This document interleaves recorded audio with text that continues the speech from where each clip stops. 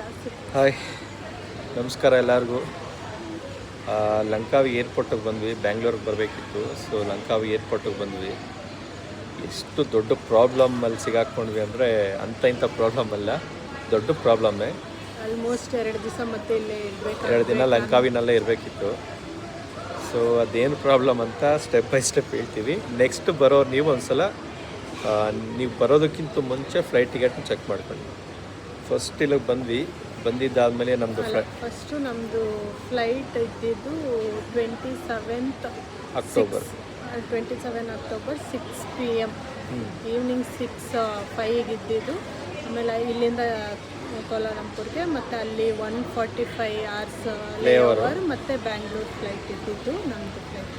So 27 ಮತ್ತು baggage ಅದು ನಾವು ಬುಕ್ ಮಾಡಿದಾಗ ಬ್ಯಾಗೇಜ್ ಏನೂ ಇರಲಿಲ್ಲ. ಜಸ್ಟ್ ಕ್ಯಾಬಿನ್ ಬ್ಯಾಗೇಜು 7 kgs ಅದು ನಾರ್ಮಲ್, ಅದು ಮಾತ್ರ ಇತ್ತು. ಚೆಕ್-ಇಂದು ಏನೂ ಲಗೇಜ್ ಇರಲಿಲ್ಲ. ಸೊ ನಾವು 20 ಎಕ್ಸ್ಟ್ರಾ ಪರ್ಚೇಸ್ ಮಾಡಿದ್ವಿ. ಅದು ಬಿಫೋರೇ ಪರ್ಚೇಸ್ ಮಾಡಿದ್ವಿ. ಬೆಂಗಳೂರಲ್ಲಿದ್ದಾಗಲೇ ಮಾಡಿದ್ವಿ. ಬಟ್ ಅದು ಟಿಕೆಟ್ ಇನ್ಫಾರ್ಮೇಷನಲ್ಲಿ ತೋರಿಸ್ತಿಲ್ಲ. ಸೊ ಇಷ್ಟ ಆಯಿತು. ಈಗ ನಾವು ಒಳಗಡೆಗೆ ಬಂದಿದ್ದಾದಮೇಲೆ ಬೋರ್ಡಿಂಗ್ ಪಾಸ್ ಇಲ್ಲೆಲ್ಲ ಮಿಷನ್ಸ್ ಈಗ ಇಲ್ಲಿ ಬೆಂಗಳೂರಲ್ಲಿ ಸ್ಟಾಫ್ ಮಾಡ್ತಾ ಇದ್ದಾರೆ, ಬಟ್ ಇಲ್ಲೆಲ್ಲ ಆಟೋಮೆಟಿಕ್ಕು ಎಲ್ಲ ಮಷಿನ್ಸ್ ಇಟ್ಟಿದ್ದಾರೆ. ನಾವೇ ಮಾಡಬೇಕು. ನಾವೇನಾದರೂ ಸ್ಟಾಫ್ ಕೈಲಿಂದ ಮಾಡಬೇಕಂದ್ರೆ 20 ರಿಂಗಿಟ್ಸ್ ಎಕ್ಸ್ಟ್ರಾ ಕೇಳ್ತಿದ್ದಾರೆ. ಬೆಂಗಳೂರಲ್ಲೂ ಇದೆ, ಬಟ್ ಇಲ್ಲೂ ಇದೆ. ಯಾರು ಅಷ್ಟು ಯೂಸ್ ಮಾಡ್ತಿಲ್ಲ, ಎಲ್ಲ ಹತ್ರನೇ ಮಾಡಿಸ್ಕೊತಾರೆ. ಬಟ್ ಇಲ್ಲಿ ಎಲ್ಲ ಆಲ್ಮೋಸ್ಟ್ ಆಟೋಮೆಟಿಕ್. ಸೊ ಬಂದು ನಮ್ಮ PNR ನಂಬರ್ ಹಾಕ್ಬಿಟ್ಟು ಚೆಕ್ ಮಾಡಿದ್ರೆ ಅಲ್ಲಿ 29th ಬರ್ತಿದೆ. ಡಿಪಾರ್ಚರ್ ಟೈಮು 29 ಅಕ್ಟೋಬರ್ ಅಂತ ಇದೆ. ಇನ್ನು 2 days ಇಲ್ಲೇ ಇರಬೇಕು. 29 ಬರ್ತಿದೆ. ಏನಕ್ಕೆ ಇದು 29 ಬರ್ತಿದೆ ಅಂತ ಇನ್ನೊಂದ್ಸಲ ಚೆಕ್ ಮಾಡಿದ್ವಿ. ಏನಾದರೂ ರಾಂಗ್ ಆಗಿದೆ. ಬಟ್ ನೇಮ್ಸ್ ಎಲ್ಲ ಕರೆಕ್ಟಾಗಿ ಬರ್ತಿದೆ. PNR ನಂಬರು ಹಾಕಿದ್ರು ಕರೆಕ್ಟ್ ಇದೆ, ಬಟ್ ಡೇಟ್ ಮಾತ್ರ 29 ಬರ್ತದೆ. ಸೊ ಏನು ಮಾಡಬೇಕು ಅಂತ ತಲೆ ಕೆಟ್ಟೋಯ್ತು. ಅದಾದಮೇಲೆ ಬಂದು ಅಲ್ಲೊಂದು ಸ್ಟಾಫ್ ಇದ್ದು ಅವ್ರನ್ನ ಕೇಳಿದ್ವಿ. ಅವರು ಇಲ್ಲ, ಫಸ್ಟ್ ನೀವು ಟಿಕೆಟ್ ತೊಗೊಂಬನ್ನಿ, ಬೋರ್ಡಿಂಗ್ ಟಿಕೆಟ್ ಇದ್ರೇ ನಿಮ್ಮನ್ನ ಅಲ್ಲಿ ಬಿಡೋದು, ಇಲ್ಲಾಂದರೆ ಬಿಡಲ್ಲ ಅಂತ. ಪೇ ಮಾಡಬೇಕು ಅಂತ. ಸೊ ಸರಿ ಆಯಿತು, ಅವರೇ ಬಂದರು ಮತ್ತೆ ಚೆಕ್ ಮಾಡೋಕ್ಕೆ. ಇರಲಿ ತೊಗೊಳ್ಳಿ, ಆಮೇಲೆ ಅಲ್ಲಿ ಚೆಕ್ ಮಾಡಿಸೋಣ ಅಂತ ಬೋರ್ಡಿಂಗ್ ಪಾಸ್ ತೊಗೊಂಡು ಟ್ಯಾಗ್ಸ್ ಎಲ್ಲ ತೊಗೊಂಡು ಬಂದ್ವಿ. ಆ ಟ್ಯಾಗ್ಸು ಬ್ಯಾಗಿಗೆ ಹಾಕಲಿಲ್ಲ, ಅವರು ಬೇಡ ಅಂತ ಹೇಳಿದ್ರು.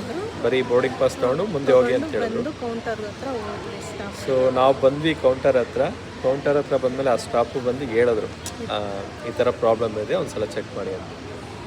ಒಬ್ಬ ಲೇಡಿ, ನಾನಾ ಅವ್ರ ಹೆಸರು, ಮುಸ್ಲಿಂ ಗರ್, ನಾನಾ ಅವ್ರ ಹೆಸರು. ಅವನ್ನ ಒಂದು ಸ್ವಲ್ಪ ನಾವು ನೆನಪಿಕ್ಕೊಂಡೇ ಇರಬೇಕು. ಆ ಥರ ಒಂದು ಹೆಲ್ಪ್ ಮಾಡಿದ್ದಾರೆ ಅವರು. ತುಂಬ ಹೆಲ್ಪ್ ಮಾಡಿದ್ರು. ಸೊ ಹೋದ್ವಿ, ಅಲ್ಲಿ ಕೊಟ್ವಿ. ಅವರು ಚೆಕ್ ಮಾಡಿಬಿಟ್ಟು ಹೇಳಿದ್ರು, ಇಲ್ಲ ಇದು 29th ಇದೆ ಅಂತ. ಇಲ್ಲ, ನಾವು ಬುಕ್ ಮಾಡಿದ್ದೀವಿ, ಅದು ನಾವು 27ಗೆ ಬುಕ್ ಮಾಡಿರೋದು. ಬಟ್ ಇಲ್ಲಿ ನಮ್ಮದು ಟಿಕೆಟ್ ಡೀಟೇಲ್ಸಲ್ಲೆಲ್ಲ 27 ಅಕ್ಟೋಬರ್ ಅಂತಿದೆ. ಬಟ್ ಅಲ್ಲಿ ಅವ್ರ ಸಿಸ್ಟಮಲ್ಲಿ ಈಗ ಲೈವ್ ಚೆಕ್ ಮಾಡ್ತಾ ಇದ್ರೆ 29th ಅಂತ ಇದೆ. ತೋರಿಸಿದ್ವಿ ಎಲ್ಲ ನಾವು ಬುಕ್ಕಿಂಗ್ ಮಾಡಿರೋದು, ಯಾವ ಪ್ಲ್ಯಾಟ್ಫಾರ್ಮಲ್ಲಿ ಮಾಡಿರೋದು ಅಂತ ಕೇಳಿದ್ರು. ನಾವು ಹೇಳಿದ್ವಿ ಥರ್ಡ್ ಪಾರ್ಟಿ GoIBBನಲ್ಲಿ ಬುಕ್ ಮಾಡಿದ್ವಿ. ಸೊ ಇಲ್ಲಿ ಒಂದು ಪ್ರಾಬ್ಲಮ್ ಏನಾಗಿದೆ ಅಂತಂದರೆ, GoIBB ಅವರು ನಮ್ಗೆ ಇನ್ಫಾರ್ಮ್ ಮಾಡಿದೆ, ಅವರೇ ಫ್ಲೈಟ್ ಚೇಂಜ್ ಮಾಡಿದ್ದಾರೆ. ನಮ್ಗೊಂದು ಮೇಲ್ ಬಂದಿಲ್ಲ, ಒಂದು ಮೆಸೇಜ್ ಬಂದಿಲ್ಲ, ಕಾಲ್ ಬರಲ್ಲ ಬಿಡಿ, ಅಟ್ಲೀಸ್ಟ್ ಒಂದು SMS ಬಂದಿಲ್ಲ, ವಾಟ್ಸಪ್ ಮೆಸೇಜ್ ಇಲ್ಲ, ಮೇಲ್ ಇಲ್ಲ, ಏನಿಲ್ಲ. ಅವರೇ ಚೇಂಜ್ ಮಾಡಿಬಿಟ್ಟಿದ್ದಾರೆ. ಸೊ ನಮ್ಗೆ ಅದು ಗೊತ್ತಿಲ್ಲ. ನಮ್ಮದು ಲಾಸ್ಟ್ ಟೈಮು ನಾವೇನು ಫ್ಲೈಟ್ ಟಿಕೆಟ್ ತೊಗೊಂಡಿದ್ದೋ ಅದನ್ನೇ ತೊಗೊಂಡು ಬಂದ್ವಿ. ನಾವು ಅದು ಎಲ್ಲ ಪ್ರಿಂಟೌಟ್ಸ್ ತೆಗೆಸ್ಕೊಂಡಿದ್ವಿ. ಇಮಿಗ್ರೇಷನಲ್ಲಿ ಕೇಳ್ತಾರೆ ಅಂದ್ಬಿಟ್ಟು ಎಲ್ಲ ಪ್ರಿಂಟೌಟ್ ತೆಗೆಸ್ಕೊಂಡು ಇಟ್ಕೊಂಡಿದ್ವಿ. ನಮ್ಮ ಹತ್ರ ಸ್ಕ್ರೀನ್ಶಾಟ್ಸ್ ಇತ್ತು. ಅದರಲ್ಲಿ 27 ಇದೆ. ಅದು GoIBB ಆ್ಯಪಲ್ಲಿ ಹೋಗಿ ನಮ್ಮದು ಹಿಸ್ಟ್ರಿ ಚೆಕ್ ಮಾಡಿದ್ರು ಸೇಮ್ ಇದೆ. 27th ಇದೆ, 29th ಎಲ್ಲೂ ಮೆನ್ಷನ್ ಮಾಡಿಲ್ಲ. ಬಟ್ ಎಲ್ಲಿ ನಾವು PNR ನಂಬರ್ ಹಾಕ್ಬಿಟ್ಟು ಚೆಕ್ ಮಾಡ್ತೀವೋ ಅಲ್ಲಿ ಮಾತ್ರ 29th ಇದೆ. ಸೊ ನಮಗೆ ಫುಲ್ ಟೆನ್ಷನ್ ಆಗಿ ಅವ್ರಿಗೂ ಹೇಳಿದ್ವಿ ಈ ಥರ ಆಗಿದೆ ಅಂತ. Third party GoIBB ತೋರಿಸಿದ್ವಿ. ಅದು ಏಜೆಂಟ್ದು ಅವರೇ ಹೇಳಿದ್ದು. ಅವ್ರು ಚೆಕ್ ಮಾಡಿದ್ರು ಹಿಸ್ಟ್ರಿ ಎಲ್ಲ ನಮ್ಮ ಫ್ಲೈಟ್ ಇದ್ದಿದ್ದು. ಸೊ ನಾವು ಬುಕ್ ಮಾಡಿರೋದು ನಮ್ಮದು ಟ್ರಿಪ್ ಸ್ಟಾರ್ಟ್ ಆಗೋಕ್ಕೆ ಮುಂಚೆನೇ 1 week ಬ್ಯಾಕ್, 15 days ಮುಂಚೆನೇ ಬುಕ್ ಮಾಡಿಬಿಟ್ಟಿದ್ದೀವಿ. ಕರೆಕ್ಟಾಗಿ ನಾವು ಟ್ರಿಪ್ ಸ್ಟಾರ್ಟ್ ಆಗಿದ್ದ ದಿವಸ ಚೇಂಜ್ ಮಾಡಿಬಿಟ್ಟಿದೆ. 18th ನಮಗೆ ಗೊತ್ತಿಲ್ಲ, ನಾವು ಪ್ರಿಂಟ್ ಎಲ್ಲ ತೊಗೊಂಡ್ಬಿಟ್ಟಿದ್ವಿ, ನಮಗೆ ಗೊತ್ತಿಲ್ಲ. ಸೊ ಅದಾದಮೇಲೆ ಬಂದವ್ರಿಗೆ ಕೊಟ್ಟು ಅವರು ಏಜೆಂಟ್ದು ಡೀಟೇಲ್ಸ್ ಎಲ್ಲ ಹೇಳಿದ್ರು, ಈ ಥರ ಏಜೆಂಟು ಚೇಂಜ್ ಮಾಡಿದ್ರು ಅಂತ. ಸೊ ನಾವು ಹೇಳಿದ್ವಿ, ಇಲ್ಲ ನಮ್ಗೆ ಯಾವುದು ಮೆಸೇಜ್ ಬಂದಿಲ್ಲ, ಮತ್ತು ಮೇಲ್ ಬಂದಿಲ್ಲ, ನಮ್ಗೇನೂ ಗೊತ್ತೇ ಇಲ್ಲ ಅದ್ರ ಬಗ್ಗೆ. ಯಾಕೆಂದರೆ ನಾವು ಪ್ರಿಂಟ್ ತೊಗೊಂಡು ಬಂದ್ಬಿಟ್ವಿ. ಒನ್ಸ್ ಅದು ಎಲ್ಲ ಕನ್ಫರ್ಮ್ ಆದಮೇಲೆ ನಾವು ಪ್ರಿಂಟ್ ತೊಗೊಂಡು ಬರ್ತೀವಿ, ಮತ್ತೆ ಯಾರೂ ಚೆಕ್ ಮಾಡಲ್ಲ. ಇವೇನು ನಮಗೆ ಮೇಲೂ ಬಂದಿಲ್ಲ, ಮೆಸೇಜು ಬಂದಿಲ್ಲ. ಸೊ ಅವ್ರಿಗೆ ಹೇಳಿದ್ದಾದಮೇಲೆ ಓಕೆ ಲೆಟ್ ಮಿ ಚೆಕ್ ಅಂತಂದರು. ಮತ್ತೆ ಚೆಕ್ ಮಾಡಿದ್ರು, ಚೆಕ್ ಮಾಡಿ ಆಮೇಲೆ ಇಲ್ಲ ಇದು ಚೇಂಜ್ ಮಾಡಿದ್ದಾರೆ ಅಂತ ಹೇಳಿದ್ರು. ಅದಾದಮೇಲೆ ಅಂದ್ರೆ ಅವ್ರು ಹೇಳಿದ್ದೇನಂದ್ರೆ ಇದು ಏರ್ ಏಷ್ಯಾ ಕಡೆಯಿಂದ ಏನೂ ಇಲ್ಲ, ನಮ್ಮ ಕಡೆಯಿಂದ ಏನಿಲ್ಲ, ಒಂದು ಚೇಂಜಸ್ ನಿಮ್ಮ ಥರ್ಡ್ ಪಾರ್ಟಿ ಏಜೆಂಟ್ ನಾವು ಯಾವ ಇದರಿಂದ ಟಿಕೆಟ್ ಬುಕ್ ಮಾಡಿದ್ರು ಆ ಏಜೆಂಟು ನಮ್ಮ ಫ್ಲೈಟ್ ಚೇಂಜ್ ಮಾಡಿದ್ರು. ಸೊ ಇದರಲ್ಲಿ ಏರ್ಲೈನ್ಸ್ದು ಏನು ಪ್ರಾಬ್ಲಮ್ ಇಲ್ಲ. ಬಟ್ ಅವ್ರಿಗೆ ನಮ್ಗೆ ಹೆಲ್ಪ್ ಮಾಡಬೇಕು ಅನ್ನೋ ಒಂದು ಏನು ಬೇಕಿಲ್ಲ ಅವ್ರಿಗೆ ಹೆಲ್ಪ್ ಮಾಡುವಂಥದ್ದು. ನೀವು ಥರ್ಡ್ ಆ್ಯಪಲ್ಲಿ ಮಾಡಿದ್ರು ಅವರು ಚಾರ್ಜ್ ಮಾಡ್ಬೋದು. ಇಲ್ಲಾಂದ್ರೆ ರೂಡಾಗಿ ಮಾತಾಡೋರು ತುಂಬ ಇದ್ದಾರೆ. ಎಲ್ಲರೂ ಆಲ್ಮೋಸ್ಟ್ ನೋಡಿರ್ತಾರೆ, ತುಂಬ ರೂಡಾಗಿ ಬಿಹೇವ್ ಮಾಡ್ತಾರೆ ಸ್ಟಾಫ್. ಅವರಂತೂ ತುಂಬ ಸಾಫ್ಟಾಗಿ ಅವ್ರು ಏನು ಹೇಳಿದ್ರು ಅಂದರೆ ಫಸ್ಟ್ ನೀಟಿಗೆ ಹೇಳಿ ಹಿಂಗೆ ಆ ಥರ ಎಲ್ಲ ಎಷ್ಟು ನೀಟಾಗಿ ಮಾಡ್ತಾರೆ. ಅವ್ರಿಗೆ ನಮಗೆ ಹೆಲ್ಪ್ ಮಾಡಬೇಕು ಅನ್ನೋ ಒಂದು ಇದು ಬೇಕಿಲ್ಲ ಅವ್ರಿಗೇನು ಬೇಕಿಲ್ಲ. ನೀವು ಹೋಗಿ ಥರ್ಡ್ ಆ್ಯಪಲ್ಲಿ ಬುಕ್ ಮಾಡಿದ್ರೆ ಥರ್ಡ್ ಪಾರ್ಟಿಯಿಂದ ನೀವು ಅಲ್ಲೇ ಹೋಗಿ ಅವ್ರ ಹತ್ರನೇ ಮಾತಾಡಿ ಅಂತ ಹೇಳ್ಬೋದು. ಬಟ್ ಅವ್ರು ಕೇಳಿದ್ರು ನೀವೇನಾದ್ರು ಮಾತಾಡಿದ್ರ ಅಂತ. ಇಲ್ಲ ನಮಗೆ ಅದ್ರ ಬಗ್ಗೆ ಐಡಿಯಾನೇ ಇಲ್ಲ. ನಿಮ್ಮ ಹತ್ರ ನಂಬರ್ ಏನಾದರೂ ಇದೆಯಾ ಅಂತ ಕೇಳಿದ್ರು. ಇಲ್ಲ ನಮ್ಮದು ಇಲ್ಲ, ಯಾವುದು ನಮ್ಮ ಕಾಲು ಬಂದಿಲ್ಲ, ಅವ್ರಿಗೆ ನಮ್ಮದು ಕಾಂಟ್ಯಾಕ್ಟ್ ಇಲ್ಲ, ನಾವು ಜಸ್ಟ್ ಈ ಥರ ಆ್ಯಪಲ್ಲಿ ಬುಕ್ ಮಾಡಿರೋದು ಅಷ್ಟೇ ಅಂತ ಹೇಳಿದ್ವಿ. ಸೊ ಅದಾದಮೇಲೆ ಸರಿ ಇನ್ನೊಂದು ಸಲ ಚೆಕ್ ಮಾಡ್ತೀನಿ ಅಂತ ಇನ್ನೊಬ್ಬ ಅವರ ಕೊಲೀಗ್ನ ಕರೆದ್ರು. ಸೊ ಅವರಿಬ್ಬರು ಸೇರಿಕೊಂಡು ಅವ್ರು ಮಾತಾಡಿಕೊಂಡು ಆಮೇಲೆಯಿಂದ ಅವರೊಂದು ನಮಗೆ ಒಂದು ಸ್ವೀಟ್ ನ್ಯೂಸ್ ಹೇಳಿದ್ರು. ಸರಿ ಒಂದು ಕೆಲಸ ಮಾಡಿ, ಈಗ ಒಂದು ಫ್ಲೈಟ್ ಇದೆ ಅದಕ್ಕೆ ಬುಕ್ ಮಾಡಿಕೊಡ್ತೀನಿ. ಬಟ್ ಇವತ್ತು ಇರೋ ಫ್ಲೈಟಲ್ಲಿ ನಾನು ಚೇಂಜ್ ಮಾಡಿಕೊಡ್ತೀನಿ. ಇವತ್ತು 3 ಫ್ಲೈಟ್ಸ್ ಇದೆ ಬೆಂಗಳೂರಿಗೆ ಲಂಕಾವಿಯಿಂದ, ಅಂದರೆ ವಿತ್ ಲೇ ಓವರ್. ಸೊ 3 ಫ್ಲೈಟ್ಸ್ ಇದೆ, ನಿಮ್ಗೆ ಯಾವ್ದು ಬೇಕೋ ಅದರಲ್ಲಿ ಚೂಸ್ ಮಾಡ್ಕೊಳ್ಳಿ.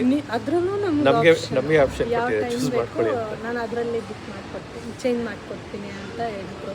ಸೊ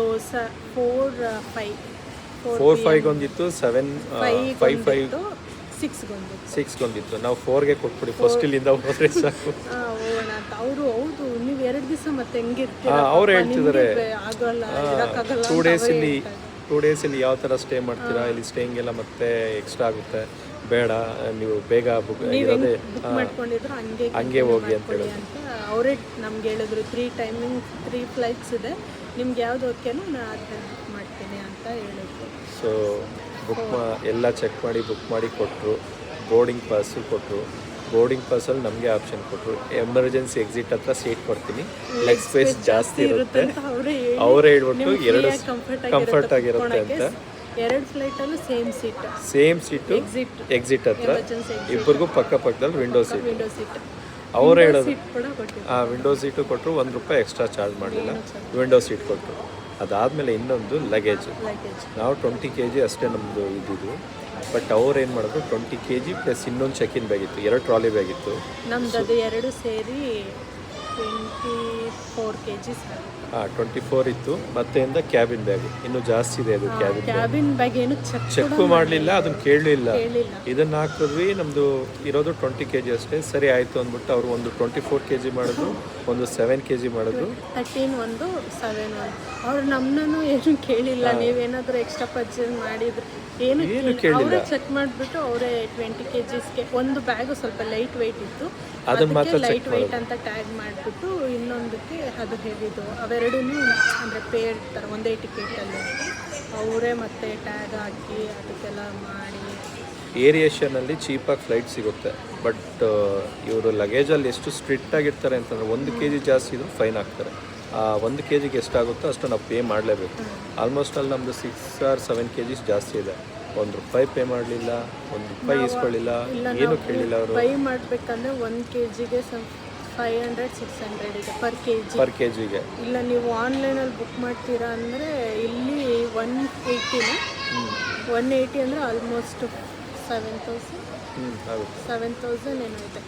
ನಾವು ಸುಮ್ಮನೆ ಚೆಕ್ ಮಾಡಿದ್ವಿ ಎಲ್ಲಿದೆ, ಯಾವ ಕಾಸ್ಟ್ ಇದೆ, ಮತ್ತೆ ಅಷ್ಟು ಪೇ ಮಾಡೋಕ್ಕೆ ಮತ್ತು ಎಲ್ಲ ಹೆಲ್ಪ್ ಮಾಡಿ ಬೋರ್ಡಿಂಗ್ ಪಾಸ್ ಕೈ ಕೊಟ್ಬಿಟ್ಟು ಹೋಗಿ ಅದೇ ಸೇಫ್ ಜರ್ನಿ ಅಂತ ಹೇಳ್ಬಿಟ್ಟು ಕಳಿಸ್ಕೊಟ್ರು. ಆ ಬೋರ್ಡಿಂಗ್ ಪಾಸ್ ಬರೋರ್ಗೂ ನಮಗೆ ಟೆನ್ಷನ್ ಆಗುತ್ತೋ ಇಲ್ವೋ, ಏನು ಮಾಡ್ತಾರೋ. ಈಗ ಏನು ಮಾಡ್ತಾರೆ ಅಂದರೆ ಏರ್ಲೈನ್ಸ್ ಅವರು ಇಲ್ಲ ಆಗಲ್ಲ, ನೀವು ಅವ್ರ ಹತ್ರ ಮಾತಾಡ್ಕೊಳ್ಳಿ, ಇಲ್ಲಾಂದರೆ ಬೇರೆ ಫ್ಲೈಟ್ ಬುಕ್ ಮಾಡ್ಕೊಳ್ಳಿ ಅಂತ ಹೇಳ್ತಾರೆ. ಮತ್ತೆ ಅದ್ರದ್ದು ಡಬಲ್ ಕಾಸ್ಟು. ಈ ಥರ ಟೆನ್ಷನ್ನಲ್ಲಿ ಇರ್ಬೇಕಾದ್ರೆ ಅವರು ತುಂಬ ಹೆಲ್ಪ್ ಮಾಡಿದ್ರು. Thanks to Nana madam, thank you so much. ತುಂಬ ಹೆಲ್ಪ್ ಮಾಡಿದ್ರು, ಥ್ಯಾಂಕ್ಸ್ ಹೇಳಿದ್ವಿ. ಅವರು ತುಂಬ ಖುಷಿ. ಸಾಫ್ಟಾಗಿ ನಮ್ಗೆ ಅರ್ಥ ಆಗೋ ಥರ ಅವ್ರಿಗೆ ಗೊತ್ತಾಗ್ತಿತ್ತು ನಾವು ಫುಲ್ಲು ಟೆನ್ಷನಲ್ಲಿ ಇದ್ದೀವಿ. ಇಲ್ಲ, ಅದು ಬೋರ್ಡಿಂಗ್ ಪಾಸ್ ನೋಡಿದ ತಕ್ಷಣ ನಮ್ಗೆ ತುಂಬ ಟೆನ್ಷನ್ ಆಯಿತು. 29th ಅಂದರೆ 2 ಡೇಸು, ಮತ್ತು ನಾವು ನಮ್ಮ ಕೆಲಸ ಇರುತ್ತೆ ಅದೆಲ್ಲ ಬಿಟ್ಟು ಇಲ್ಲಿ ಕುತ್ಕೋಬೇಕು ಅಂದರೆ ತುಂಬ ಇದು, ಮತ್ತು ಯಾವುದೋ ಫ್ಲೈಟ್ ಇಲ್ಲ ಅಂದರೆ ತುಂಬ ಕಷ್ಟ. ಸೊ ಅವ್ರಿಗೆ ಹೇಳಿದ್ದಕ್ಕೆ ಹೆಲ್ಪ್ ಮಾಡಿದ್ರು. Thank you Nana madam, thank you so much, thanks a lot. Counter number 2 ನಮ್ಮ ಕೂತಿರ್ತಾರೆ ಔಟ್ ಸೈಡು ಲಂಕಾವಿನಲ್ಲಿ. ತುಂಬ ಥ್ಯಾಂಕ್ ಯು ಅವ್ರಿಗೆ, ನಾನಾ ಮೇಡಮ್ಗೆ ಥ್ಯಾಂಕ್ ಯು ಸೋ ಮಚ್. ಏನಾದರೂ ಹೇಳಬೇಕಾ? ಏನಿಲ್ಲ, ಅದೇ ನೀವು ನೆಕ್ಸ್ಟು ನಿಮ್ಮ ಟ್ರಿಪ್ ಇದ್ದಾಗ 1 to double time ಡಿಪಾರ್ಚರು, ಅರೈವಲ್ಲು, ಇಲ್ಲಿಂದ ಹೊರಡೋದು ಎಲ್ಲ ಟಿಕೆಟ್ಸು ಮನೆಗೆ ಬಿಡೋಕ್ಕೆ ಮುಂಚೆ ಇನ್ನೊಂದು ಸರಿ ಡಬಲ್ ಕ್ರಾಸ್ ಮಾಡಿ ನಾವು ಚೆಕ್ ಮಾಡಿ ಪ್ರಿಂಟೌಟ್ ತೊಗೊಂಬಂದಿದ್ವಿ. ಇವತ್ತು ಮಾರ್ನಿಂಗ್ ನಾವು ಬಿಡಬೇಕು, ಮಾರ್ನಿಂಗ್ ಚೆಕ್ ಮಾಡಿ ಪ್ರಿಂಟೌಟ್ ತೊಗೊಂಬಂದಿದ್ವಿ. ಬಟ್ ಏನು ಮೆಸೇಜು ಏನಿಲ್ಲ. ಏನೂ ಇಲ್ಲ. ಬಟ್ ಇನ್ ಬಿಟ್ವೀನ್ ಚೇಂಜ್ ಮಾಡಿದ್ದಾರೆ. 18th ನಮ್ಮ ಫ್ಲೈಟ್, ನಾವು ಫ್ಲೈಟ್ ಬೋರ್ಡ್ ಆದಮೇಲೆ ಏರ್ ಏಷ್ಯಾ ಸೇಮ್ ಫ್ಲೈಟ್ಸೆ ನಮ್ಮದು. ಅರೈವಲು ಸೇಮ್ ಫ್ಲೈಟ್, ಡಿಪಾರ್ಚರ್ ಅಂದರೆ ಏರ್ ಇಂಡಿಯಾ ಬಂದಿದ್ದು ಏರ್ ಇಂಡಿಯಾ ಇಲ್ಲ ಬಂದಿದ್ದು ಏರ್ ಇಂಡಿಯಾ. ಈಗ ರಿಟರ್ನ್ ಹೋಗ್ತಿರೋ Air Asia. So 18th change ಆಗಿದೆ. ಸೊ ಚೇಂಜ್ ಆದಮೇಲೆ ನಮಗೆ ಯಾವ ರೀತಿ ಇನ್ಫಾರ್ಮೇಷನ್ ಇಲ್ಲ ಅದ್ರ ಬಗ್ಗೆ. ಅವರು ನಮ್ಮ ಜೊತೆ ಯಾವ ಥರ ಕಮ್ಯುನಿಕೇಟು ಮಾಡಿಲ್ಲ. ಅಟ್ಲೀಸ್ಟ್ 18th ನಾವಿನ್ನ ಬ್ಯಾಂಗ್ಳೂರಲ್ಲಿ ಇದ್ವಿ, ಆಗಲೇ ಒಂದು ಕಾಲ್ ಆದರೂ ಬಂದು ನಮ್ಗೆ ಈ ಥರ ಅಂತ ಹೇಳಿದರೆ ಕಾಲ್ ಬೇಡ, ಅಟ್ಲೀಸ್ಟ್ ಒಂದು ವಾಟ್ಸಪ್ ಮೆಸೇಜ್, ಒಂದು ಮೇಲ್ ಬಂದಿದ್ದು ನಾವು ಚೇಂಜ್ ಮಾಡಿ ಇದು ಮಾಡ್ಕೊತೀವಿ. ಬಟ್ ಏನೂ ಇಲ್ಲ. ಏನೋ ಅಟ್ಲೀಸ್ಟ್ ಒಂದು 2 hours 3 hours ಡಿಲೇ ಆಗಿದೆ ಅಂದರೆ ಒಪ್ಕೋಬೋದು. ಬಟ್ 2 days ಡಿಲೇ ಅವರೇ ಚೇಂಜ್ ಮಾಡ್ತಾರೆ ಅಂದರೆ ವಿತೌಟ್ ಇನ್ಫಾರ್ಮೇಷನ್. ನಾವೇನಾದರೂ ರಿಕ್ವೆಸ್ಟ್ ಮಾಡಿದರೆ ಅದು ನಮ್ದು ನಾವು ಅವತ್ತು ಬುಕ್ ಮಾಡಿದಷ್ಟೇ, ಅದಾದ್ಮೇಲೆ ಅದನ್ನು ಪ್ರಿಂಟೌಟ್ ತೆಗ್ಸೋವರೆಗೂ ಮತ್ತೆ ನೋಡೂ ಇಲ್ಲ ನಾವು ಟಿಕೆಟ್ಸ್. ಸೊ ನೀವೇನೋ ನೆಕ್ಸ್ಟ್ ಟ್ರಿಪ್ ಪ್ಲ್ಯಾನ್ ಮಾಡ್ತಾ ಇದ್ದರೆ ನಿಮ್ಮ ಟಿಕೆಟ್ಸ್ ಎಲ್ಲ ಕ್ರಾಸ್ ಚೆಕ್ ಮಾಡಿಕೊಂಡು ಬನ್ನಿ. ಎಲ್ಲ ಕಡೆ ನಾನಾ ಮೇಡಮ್ ಥರ ಯಾರೂ ಸಿಗಲ್ಲ, ತುಂಬ ಕಷ್ಟ ಆಗುತ್ತೆ. ಅವ್ರ ಥರ ಸಾಫ್ಟಾಗಿ ಅವ್ರ ಥರ ಕಸ್ಟಮರ್ನ ಹ್ಯಾಂಡಲ್ ಮಾಡೋರು ಎಲ್ಲೂ ಸಿಗಲ್ಲ. ರೂಢಾಗಿರ್ತಾರೆ, ಯಾರೂ ತಲೆನೂ ಕೆಡ್ಸ್ಕೊಳ್ಳಲ್ಲ. ನಿಮ್ಮ ಪಾಡ್ ನೀವೇನೋ ಮಾಡ್ಕೊಳ್ಳಿ ಅಂತ ಹೇಳ್ತಾರೆ. ಆ ಥರ ನಾನಾ ಮೇಡಮ್ ಎಲ್ಲೂ ಸಿಗಲ್ಲ. ಹೋಗಿ ನೀವು ಥರ್ಡ್ ಏಜೆಂಟ್ ಹತ್ರ ಕೇಳಿ ಹೋಗಿ ಅಂತಾರೆ, ಅವರು ಏನು ಚೆಕ್ ಮಾಡಿ. ಬಟ್ ಇವ್ರು ತುಂಬ ಚೆನ್ನಾಗಿ ಹ್ಯಾಂಡಲ್ ಮಾಡೋದು. Thanks to Nana madam once again. ಅಷ್ಟೇ, ಇನ್ನೇನು ಹೇಳೋಕ್ಕಿಲ್ಲ, ಮಾತು ಬರ್ತಿಲ್ಲ. ಬೆಂಗಳೂರಿಗೆ ಹೋಗೋಣ ಬಂದಮೇಲೆ ದೇವರೇ. ಈಗ ನಮಗೆ 4-5ಗೆ ಫ್ಲೈಟ್ ಇದೆ. ಬೋರ್ಡಿಂಗ್ ಸ್ಟಾರ್ಟ್ ಆಗಿದೆ. ಮತ್ತು ಇಲ್ಲಿಂದ ಕೋಲಾಲಂಪುರ್ ಹೋಗ್ಬಿಟ್ಟು ಅಲ್ಲಿ ನಮಗೆ ಇಮಿಗ್ರೇಷನ್ ಅಲ್ಲಿದೆ. ಬ್ಯಾಗೇಜ್ ಇಲ್ಲಿ ಹಾಕಿದ್ದೀವಿ, ಅದು ಬೆಂಗಳೂರಲ್ಲಿ ಡೈರೆಕ್ಟಾಗಿ ಬರುತ್ತೆ, ಅಲ್ಲೇ ಕಲೆಕ್ಟ್ ಮಾಡ್ಕೊತೀವಿ. ಸೊ ಅಲ್ಲೋಗಿ ಅಲ್ಲಿ ಇಮಿಗ್ರೇಷನ್ ಕ್ರಾಸ್ ಮಾಡಬೇಕು. ಇಲ್ಲೇನಿಲ್ಲ, ಲಂಕಾವಿನಲ್ಲೇನಿಲ್ಲ, ನಾವು ಅಲ್ಲಿ ಇಮಿಗ್ರೇಷನ್ ಕ್ರಾಸ್ ಮಾಡಬೇಕು ಕೋಲಾಲಂಪುರಲ್ಲಿ. ಸೊ ಅಲ್ಲಿ ಆಲ್ಮೋಸ್ಟ್ ಅಲ್ಲಿ 4 to 4 hours ಇದೆಯಲ್ಲ, 4 hours ಇದೆ. 9 9:45 ನಾವು 5ಗೆಲ್ಲ ಅಲ್ಲಿ ರೀಚ್ ಆಗ್ತೀವಿ. 1 hour ಫ್ಲೈಟ್, 1 hour 5 minutes ಅಷ್ಟೇ. ಸೊ ಇದು ಇವತ್ತು ನಡೆದಿದ್ದು ಇನ್ಸಿಡೆಂಟು, ಒಂದು ದಂತಕತೆ. ಸೊ ಯಾರಾದರೂ ಬರ್ಬೇಕಾದ್ರೆ ಒಂದ್ಸಲ ಇನ್ನೊಂದ್ಸಲ ಚೆಕ್ ಮಾಡ್ಕೊಂಬನ್ನಿ ದಯವಿಟ್ಟು. ಮತ್ತೆ ಇಲ್ಲಿ ಬಂದು 2 days 1 day ಸ್ಟೇ ಮಾಡಬೇಕು ಅಂತ ತುಂಬ ಕಷ್ಟ ಆಗುತ್ತೆ. ಎಕ್ಸ್ಟೆಂಡ್ ಮಾಡೋಕ್ಕಾಗಲ್ಲ, ನಮಗೆ ಬೇರೆ ಕೆಲಸ ಇರುತ್ತೆ, ಬ್ಯುಸಿ ಶೆಡ್ಯೂಲಲ್ಲಿ ಬಂದಿರ್ತೀವಿ. ಸೊ ಹುಷಾರಾಗಿ ಪ್ಲ್ಯಾನ್ ಮಾಡಿಕೊಂಡು 1 to double 2 ಸಲ ಅಲ್ಲ 3 ಸಲ ಚೆಕ್ ಮಾಡ್ಕೊಂಬನ್ನಿ ಬರಬೇಕಾದ್ರೆ. ಸೊ ವಿಡಿಯೋ ಇಷ್ಟ ಆದರೆ ಲೈಕ್ ಮಾಡಿ. ಹೋಗ್ತಾ ಹೋಗ್ತಾ ಮತ್ತೆ ಬ್ಯಾಂಗ್ಳೂರ್ಗೆ ಹೋಗಿ ಇಳಿಯೋರ್ಗು ಅಲ್ಲಿವರೆಗೂ ತೋರಿಸ್ತಾ ಇರ್ತೀವಿ ಏನೇನಾಯಿತು ಇಮಿಗ್ರೇಷನಲ್ಲಿ ಹೆಂಗೆ ಕೇಳೋದು ಅಂತ. ಸೊ ವಿಡಿಯೋ ನೋಡಿ ಲೈಕ್ ಮಾಡಿ. ಬಾಯ್ ಬಾಯ್. ಥ್ಯಾಂಕ್ ಯು ಸೋ ಮಚ್ ನಾನಾ ಮೇಡಮ್, ಥ್ಯಾಂಕ್ ಯು.